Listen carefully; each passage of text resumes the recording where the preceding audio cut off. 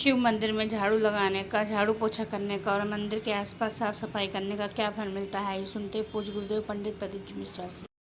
पास में जो शंकर जी का मंदिर है, घर के पास में शिव जी के मंदिर पर जल चढ़ाने जाना तो पूर्ण विश्वास के साथ जाना, भरोसे के साथ।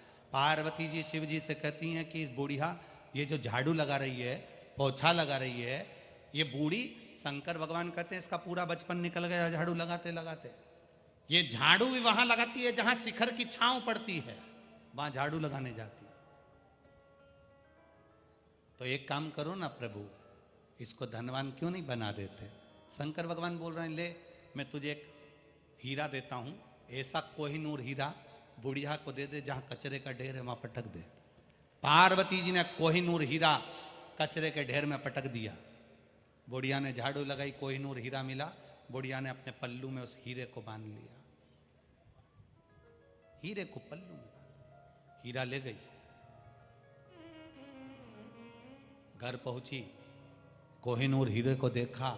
वो हीरा जिसको प्राप्त कर लिया उसने उसकी 7 पीढ़ी बिना काम करे भोजन कर सकती है। इतना कीमती हीरा उस बुढ़िया को पार्वती जी ने दे दिया।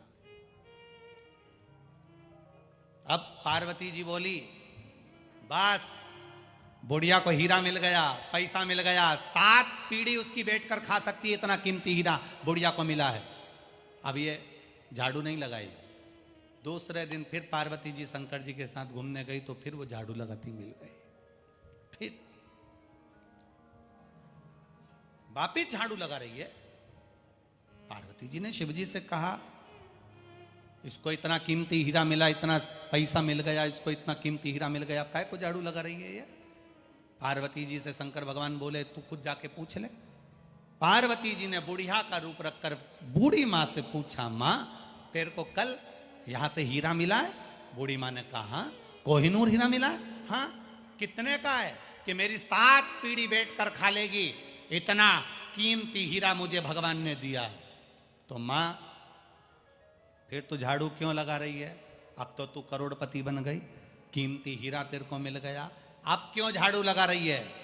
बूढ़ी माँ कहती है, अब तो और मेरी 7 पीढ़ी झाड़ू लगाना बंद नहीं करेगी, क्योंकि इसी के दरवाजे से तो मिला है, इसी की चौखट से तो मिला है।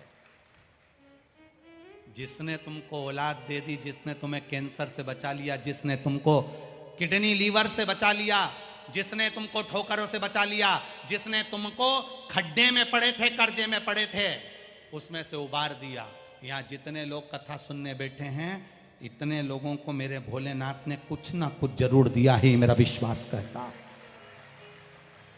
उसने दिया है इसलिए तुम कथा में पहुंचे हो, नहीं तो पहुंचते भी नहीं। उसने दिया, किसी को धन दिया, किसी को पुत्र दिया, किसी को संतान दी, किसी को रोग से मुक्ति दी, और किसी को दिल में विश्वास दिया, भरोसा दिया, दृढ़ता दी। उसने दिया तो तुम कथा तक पहुंचे हो। तो वो देता है, तो ये विचार करना कि हमें उसका दरवाजा नहीं छोड़ना। आज ज्यादा मिल गया, मालूम पड़े तुमने भजन छोड़ दिया, श्री शिवाय नमस्तुभ्यम छोड़ दिया, भगवान के मंदिर में जाना छोड़ दिया ना। जिसके दरवाजे से मिला है उसका द्वार मत छोड़ो, बन सके उसके द्वार जाते रहो, जाओ उसकी चौखट पर। कई लोग कुबेरेश्वर धाम आते हैं और आकर कहते हैं, गुरुजी हमने तो नियम बना लिया, महीने में 1 बार आ जाते हैं, कोई कहता है साल में 1-2 बार आ जाते हैं, कोई कहता है 6 महीने में पहुंच जाते हैं। हमने कहा ऐसा नियम उसने दिया है, वो कुबेर भंडारी ने हमारा भंडार भरा है, तो हम भी उसकी चौखट पर आकर प्रणाम कर कर चले जाते हैं। और क्या चाहिए?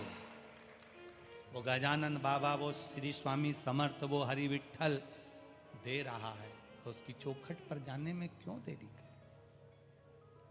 क्यों देरी करें? अभी आपने गुरु जी से शिव पुराण के उपाय के बारे में जाना है। इसी तरह के उपाय जानने के लिए मेरे चैनल को लाइक शेयर फॉलो करके सब्सक्राइब कर लीजिए। हर हर महादेव।